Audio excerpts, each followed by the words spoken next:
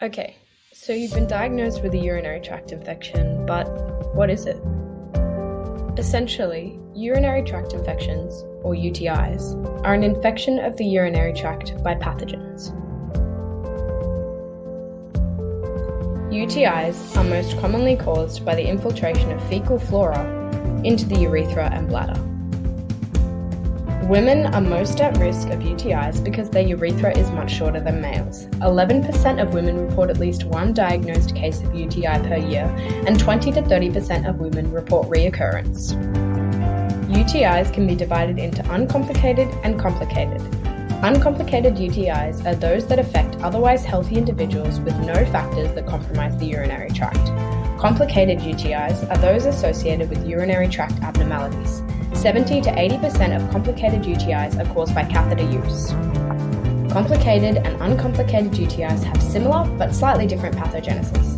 Both start with the contamination and colonization of the urethra with pathogens. The pathogens then migrate to the bladder, where in uncomplicated UTIs, the pathogens colonize the bladder, and in complicated UTIs, the pathogens colonize the bladder and the catheter, compromising the bladder.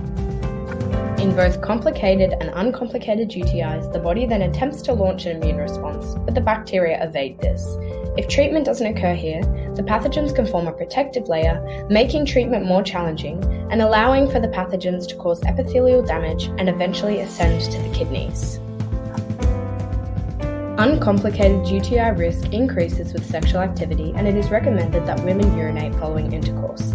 The use of antibiotics is another potential cause of uncomplicated UTIs. It is thought that probiotic use may prevent this. Left untreated, UTIs have the potential to cause kidney damage, so it is vital that if symptoms commence or persist, you see your healthcare professional straight away.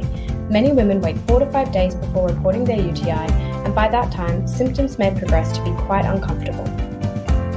Some of the most common signs and symptoms include frequent urination or need to urinate, a burning sensation during urination, vaginal or urethral tenderness, and the presence of blood in the urine. Nausea, vomiting, back pain, and fevers may suggest the UTI has progressed to the kidneys and must be addressed immediately.